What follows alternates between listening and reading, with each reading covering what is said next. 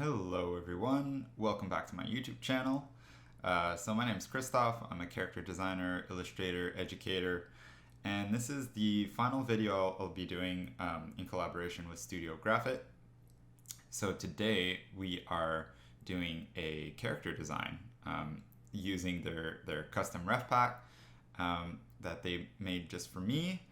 And yeah, so basically I'll be starting off by basically creating like a base body, so that kind of like a mannequin, so that I can work over it and do some costume design and kind of create a fantastical character out of it. So you'll see that I kind of switch back and forth between using reference and then working from imagination, or even I will often pull up reference from some of my reference libraries, or maybe Google Images or Pinterest if there's something specific that I want to find.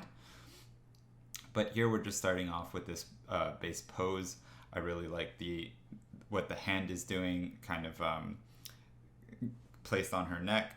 Maybe I can bring some storytelling elements into this. I like the sort of relaxed nature of the pose, and it's a pretty neutral pose, so not something too dynamic. And these kinds of poses are really good for just to use as a mannequin to do some basic costume design, while keeping while still conveying a lot of character and personality. So often when you're doing concept art for a character, you don't want to use a pose that's too crazy or that obscures too much of the body, because that could also obscure a lot of the costume. So in this case, we have the arm kind of crossing over the torso, but I know I don't want much happening in that area. Like it'll just be like a simple top. But you know, if she had, for example, like a pendant coming down her neck, it would kind of obscure that. So I'd want to pick another pose. So yeah, I don't really know what kind of character I want to design yet. I have a couple ideas, and I have a tendency to kind of work toward a certain kind of archetype when I don't know what I want to do, just through the techniques that I use when I draw. It kind of lends itself to kind of scribbling and kind of seeing shapes in the clouds, if I could say that. And yeah, so here I'm kind of leaving my reference. So sometimes I'll combine different poses together. In this case, I just wanted to change the gesture of the hand. So I thought that the resting hand was a little bit kind of too neutral. Not much was happening with it. So by lifting the hand, I'm giving her a little bit more personality. Maybe she's having a conversation and saying like, I don't know what's going on, or something of the sort. So I tried to deviate a little bit and really focus on storytelling with the gesture and the pose. And you know, hands tell a lot about the state of the character. So maybe she's like cleaning up after something, using her hand on her neck to kind of like wipe the sweat off her neck or something like that. And then the other gesture, or the other arm, is kind of gesturing in some way. Maybe she's having a conversation. So from this point, I'm kind of scribbling in some costume ideas. So I want a bit of a volume contrast. So the top portion of her costume, like the upper third of her torso, is going to be kind of light, and then the bottom 2/3 of the character is going to be a bit heavier. So I'm kind of breaking the silhouette a lot more with these big pants. I'm also adding like a big gun on her other hip, and she's also carrying maybe some robot parts or something like that. So a bit of a steampunk sort of sci-fi junkie kind of character. And here giving her a pair of goggles. And yeah, so basically just sketching in different ideas, some gloves, and just focusing on the overall silhouette and different costume elements that convey the story of the character. And I haven't figured out all of those story elements yet, but as I keep fleshing out the costume design and the different elements, I can start conveying that story a little bit or finding that story a little bit better. So I like to sketch in a way that leaves a part of my brain to just, fantasize about the world that I'm creating, or kind of like escape reality a bit and just, tell myself little stories and little things about the character, and just kind of think about kind of placing my headspace in their head. So trying to sympathize or empathize with the character that I'm creating. And that's just a good way to just think, like, if you place yourself in the position of the character that you're designing, it can be easy to answer a lot of questions about the costume design and about the expression that the character might have, or the way they're reacting to the situation they're in. So here, just adding a couple little bandages, some little scuffs on her cheek. Maybe they're like grease stains or something like that. Maybe she's been rummaging through some old robot parts and has like grease and oil, and she's just cleaning up afterward. And you can see now I'm coming back to the reference and just using that sort of a portrait sort of arm area just to refine all those forms. Since that's a focal point, I want something that that reads really well volumetrically, but also has a high level of fidelity. So I don't mind filling in the gaps, like having the other arm, for example, is just drawn from imagination.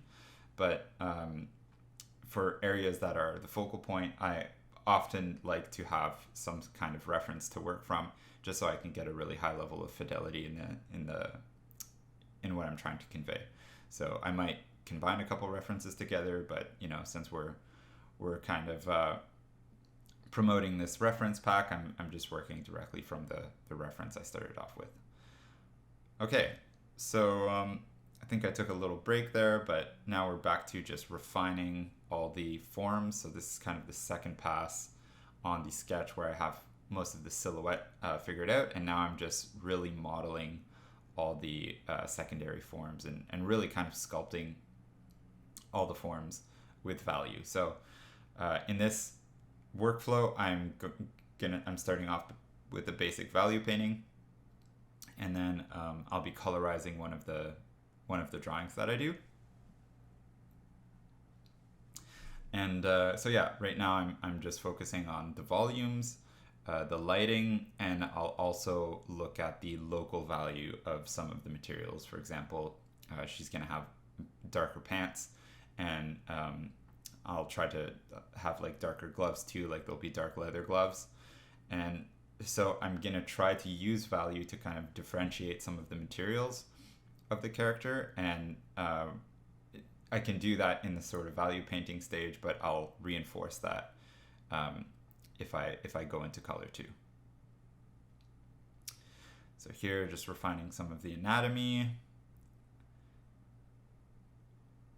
some of the small detailing stuff, and once I really have the overall silhouette of the character established and a lot of kind of cloudy information on the interior, it's pretty I find it pretty easy to just zoom in a little bit and just work out all the little shape designs in kind of an abstract way. So often your audience will forgive a design if there's really cool kind of light and shadow shape design, or just shape design in general. I think is the most important part of the appeal of your design.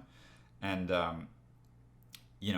it can lack a little bit of accuracy if the shape design is there. So so I'm just zooming in a little bit and just focusing on the kinds of shapes that I'm creating with my values.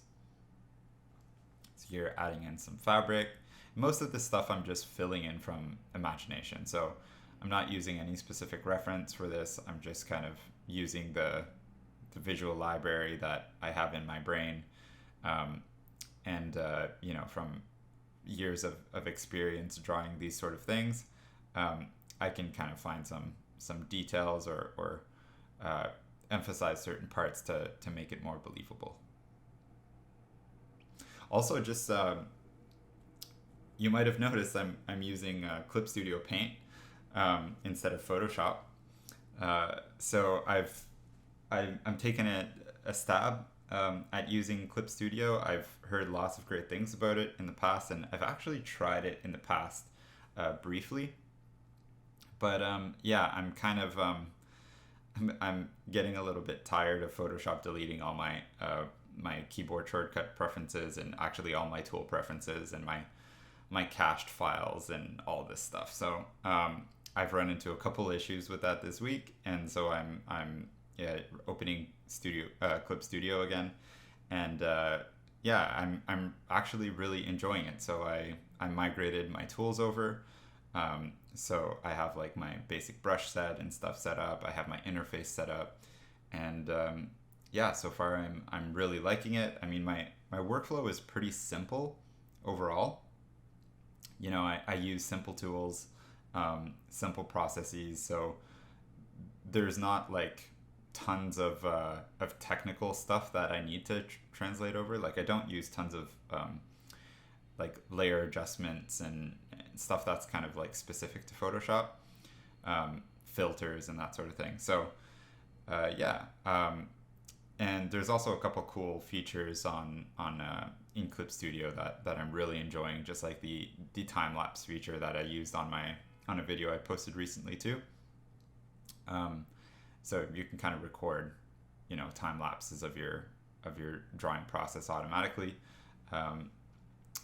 which kind of simplifies, you know, things for me since that I create, you know, drawing content, and it's a little extra bonus. So for the pants here, I've actually I have Pinterest open and I have a couple different pants open, and I'm just using it for some fold shapes. So working folds out from imagination can be a little bit tricky, but if you can kind of get there, if you can get past the like 50% mark, I find using just some fold shapes from reference can help you kind of push all the way to the finish line and create some really interesting fabric and drapery and that sort of thing. So so yeah, I use a couple references just for fold shapes.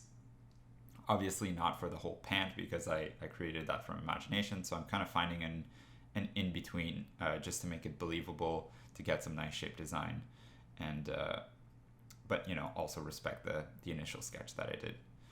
So here, drawing in some combat boots or some like old leather boots. I don't know how many pairs of these that I've drawn before, but probably in the hundreds.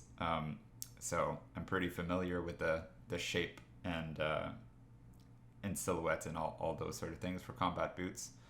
And then back here again, using a little bit of reference for the shapes of the folds, and obviously trying to like mold them to my design. So I have this pant leg kind of tucking it into a knee kind of strap or some sort of knee pad. So trying to navigate those folds into that kind of compressed area, and so that it makes sense with the design.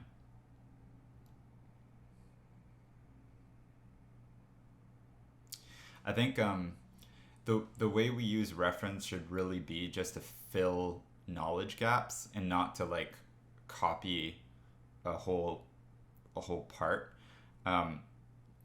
So you can see that like I'm kind of sandwiching, or I'm using reference from time to time, but there are like large spans of time in the process where I'm not using reference and just pulling stuff from my imagination. And I think that's really important to really create a design that is that really conveys like your artistic voice or your artistic intention. If you are a slave to your reference, then it's really difficult to kind of create something authentic, or to really like stylize things to the extent that you want, because you're just referring to your reference for all the shapes and all the design decisions and that sort of thing. Um, so yeah, I've been trying to use less and less reference to make, because I feel like my designs are more authentic, even though they might be a little bit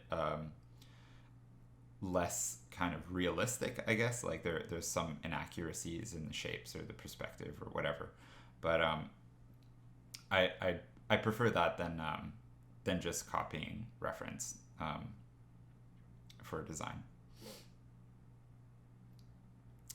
So here I'm redrawing the hand. I'm just looking at my own hand. I wanted this sort of like a questioning gesture in the hand. So um, yeah, so just redrawing that since the silhouette wasn't working for me. Um, and I'm taking just like a couple stabs at it.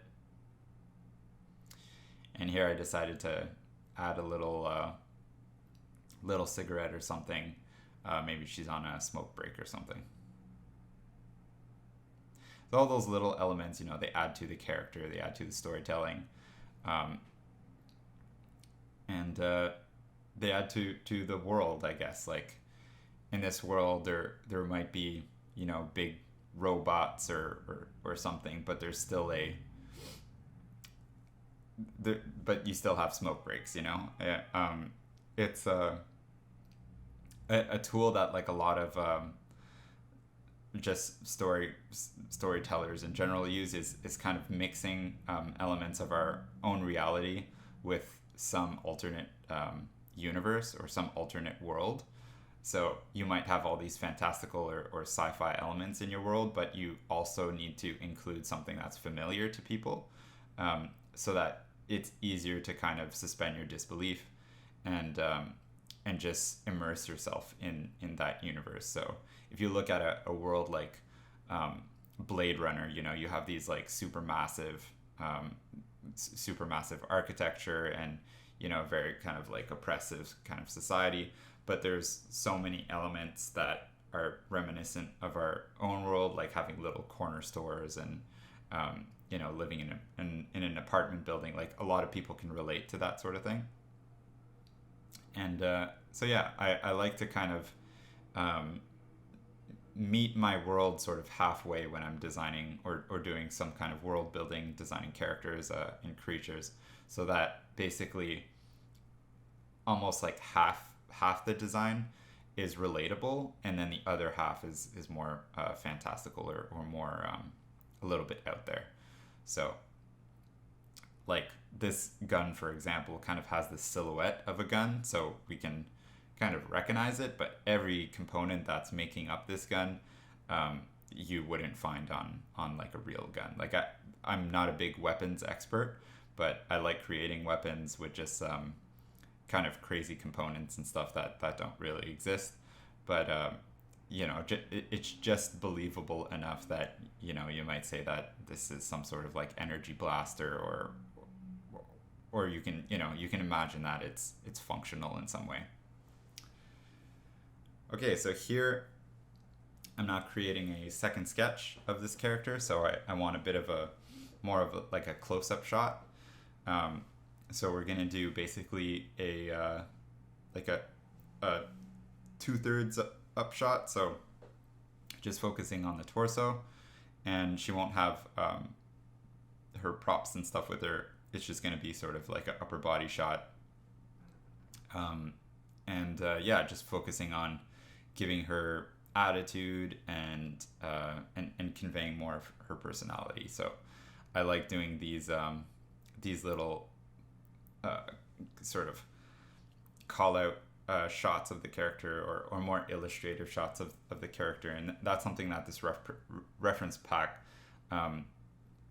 really provides, is like some poses that are really good for just your basic concept design, so neutral kind of full body standing poses. And then there's also these shots of more that are more geared towards like portraiture or more illustrative pieces, while not being super dynamic and like really crazy for like splash art or something, but for these more sort of candid shots that I really enjoy doing. And yeah, this is one of my favorite photos from the pack. So I felt like I really had to draw it. I just really like her expression, like as she's wiping her mouth. Um, and yeah, maybe I'm showing a little bit of a more aggressive side of this character. So if the other pose is pretty relaxed and she's just like cleaning up after a break or during a smoke break, um, this one might be conveying more of a like rebellious or like maybe she just got punched in the face or something, um, and is about to retort. So um, yeah, so I'm just going to include. I mean, I figured out the character design in my other drawing, so it's pretty easy to just translate those elements over to this pose. And I'm going to go through the same process, basically just filling out the value drawing, or value painting, I should say, and working out, the volumes and the lighting and all that stuff. But I will go into color for this one just to add a little bit more to the illustration.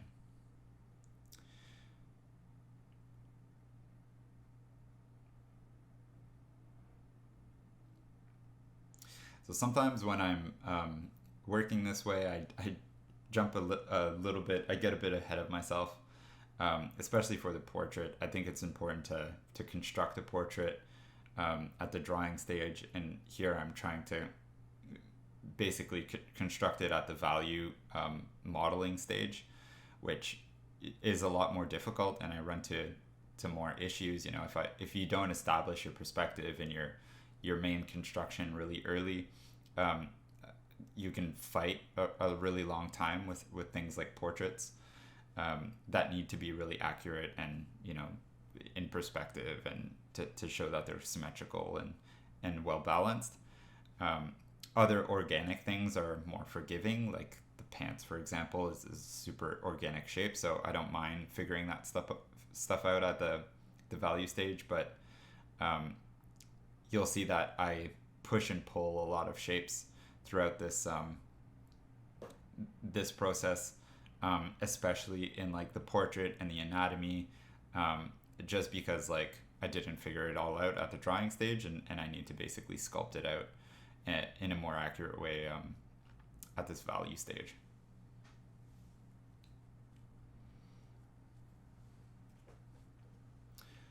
You can see pushing out all the hair to get like a better head tilt.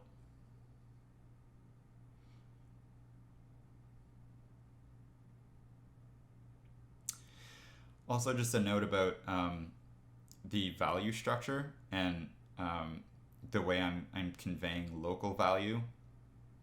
So when we're painting value, there's basically there's two main components of value. So there's the lighting component of value, so whether something is in light or in shadow, or is it ambient occlusion, or is it reflected light. So all the factors that that light actually affects, like if basically what surface is getting hit by light or not.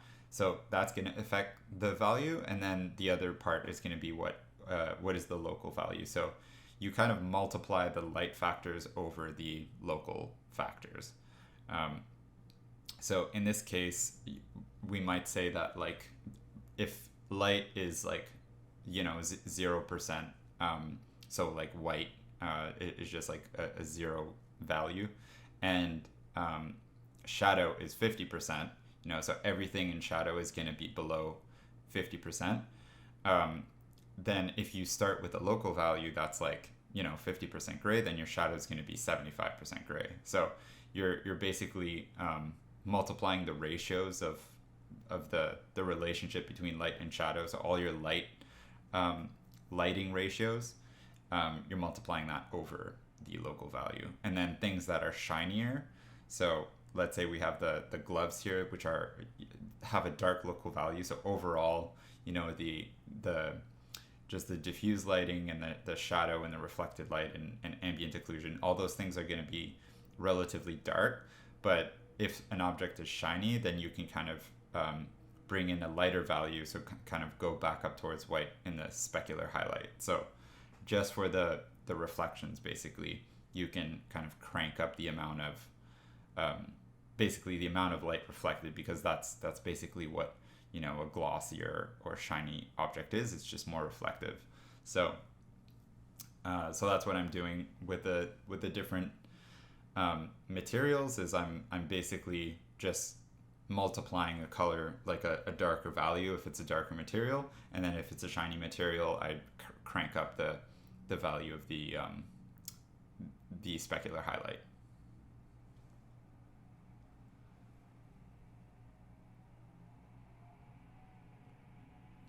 I also like working on I like seeing sort of the direction of the concept in value, um, because a lot of like the initial read of the character is going to be you know, the value breakup. So the fact that I'm, you know, keeping the shirt light and the skin light is kind of like drawing the attention up to the head, and then everything on the bottom of the character is darker, so it's kind of framing her upper body.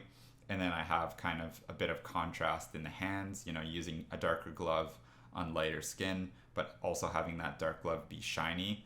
It's like an area of contrast, so it kind of draws your eye to that place. So it really is a matter of like composition and where you want to draw the eye. They're not just like random values or random colors that I'm choosing. And then all those decisions are going to be amplified when I add color, because color is another ingredient, another compositional ingredient. So if you, for example, if you have a lot of desaturated colors on your character and you add a saturated color in one area, it's going to draw more attention. So so yeah, you basically create a focal point by using value contrast, and then you can emphasize that with more saturated colors. So often you'll see in the higher contrast areas, if something is shiny, for example, you'll get a little pop of saturation right on the specular highlight, which makes that shiny thing look even shinier and glowy, kind of create some like bloom effects. And then yeah, I might, you know, colorize the hair in a crazy way, or you know, add some sort of pop of color around the head, to draw more attention to that, since, you know, having the portrait be the focal point is pretty normal. And yeah, so here I'm kind of emphasizing those value differences. So here I wanted it to be like a dark rusty metal, so I duplicated my layer and then knocked back all the shininess to kind of make it more matte. And you can see that really separates that material from like the pants and the skin, and it feels a little bit more junky, and, you know, less of a focal point. And here I'm gonna try to make the top a little darker, but I don't like how it kind of splits the torso up. So instead I'm kind of creating, I'm basically darkening the skin tone a little bit and making the top a little bit lighter. So they're, in terms of local value, they're kind of grouped together, but there's still a little bit of separation there.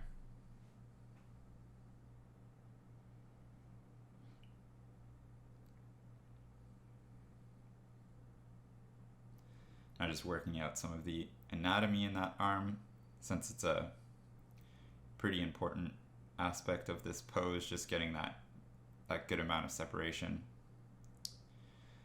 And now I'm adding in some color. So I've created a hard light layer on top of everything, and just set the whole layer to 50% gray, just to give me kind of a base to work on, or else I might get some weird color blending happening. And I lock the layer and then just start coloring. So this is a bit of a new technique that I've been using, just using one hard light layer to get my basic, my first colors in.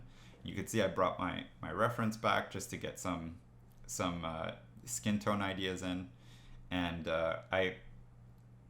I'm using the reference basically just to block in some colors, but I'll also deviate and kind of basically colorize things the way I imagine them for the character. So here I'm adding like this sort of bright blue and aqua sort of hair or dyed hair, and I think that I'm just taking artistic liberty with some of the colors I use.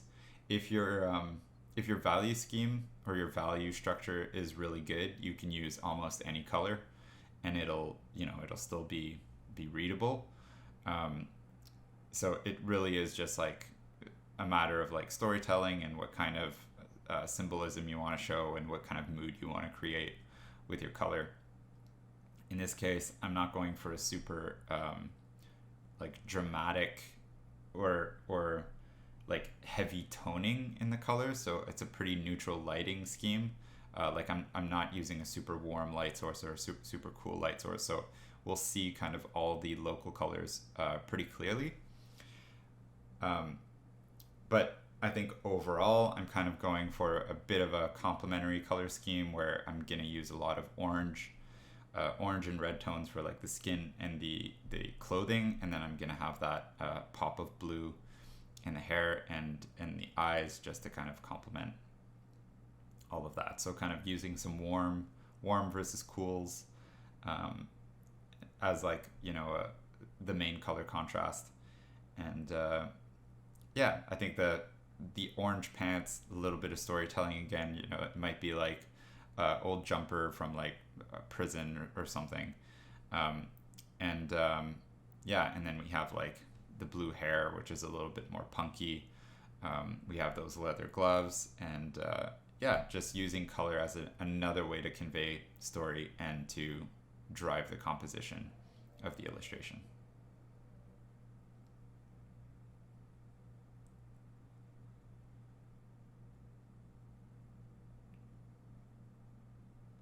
I'm also kind of using some of the gray of the drawing to my advantage. So I want this to feel like a bit of a grittier illustration. I don't want it to be like a super clean kind of sci-fi character.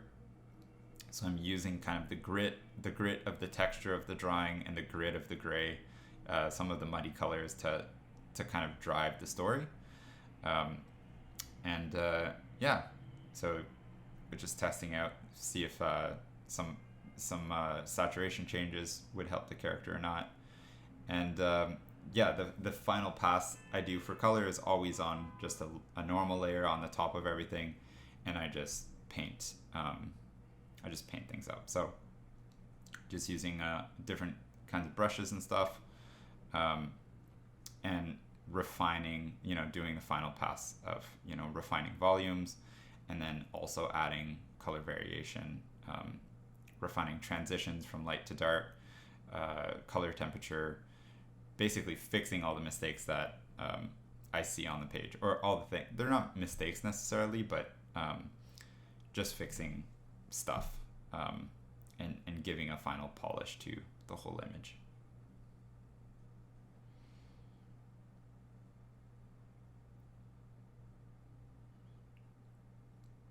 So when I'm doing a final paint over like this, I tend to be thinking about like a million things at once.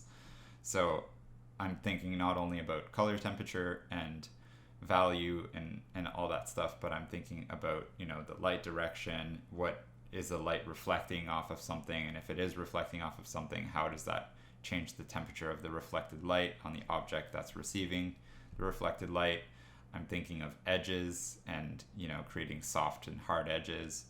I'm looking at contrast in the value to make stuff feel like it's coming forward or receding backward. I'm thinking of like the overall read of the design, so making sure that there's no areas that are catching too much attention, or if they're not catching enough attention, then I need to add more contrast. I'm thinking about reinforcing my shadow shapes. So, sometimes through the process of like modeling and refining volumes and then colorizing and all that stuff, you can lose a little bit of the shape design in your light and shadow shapes, which fundamentally convey the form and are a huge part of like the stylistic look of the image. So I'm also thinking about just making sure that the light and shadow shapes are working well and look really good. And then I'm also thinking about just what is the final sort of texture and the final like surface of the illustration. So I like to have texture in my illustrations, and for grittier characters like this, I'll keep a little bit more texture in, but I also like texture contrast. So I might have less texture on the skin and more texture on the pants, because the pants are a more like a coarser, rougher fabric. So I'm thinking a lot about all those things, and whenever something catches my eye, I just address it as soon as possible. And so often I see people like some of the students that I have right now, they might see mistakes, but they won't correct them. And sometimes it's just a matter of like jumping on and tackling the things that bother you, the mistakes that are kind of catching your eye, and just sort of aggressively tackle them and addressing them, instead of kind of just like leaving them and telling yourself that you'll address them later or something like that. So I think that's a big difference between like more amateur artists and professional artists, is that like the professional artist never puts things off, like puts mistakes off and stuff. They address it right away, and it's sort of like a like an automatic reaction, basically. Like if anything bothers you, you tackle it. So here, like some of the anatomy was bothering me, so I just like erased it out and redrew that area where we see the rib cage kind of poke out a little bit.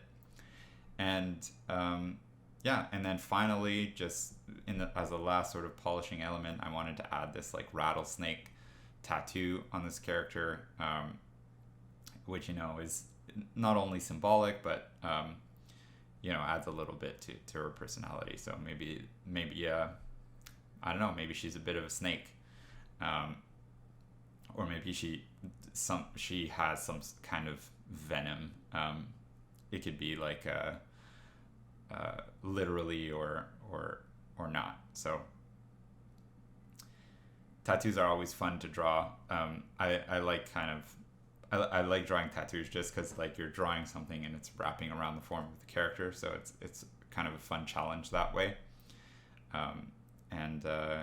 So just a bit of a final detail, and that'll sort of wrap it up for this illustration.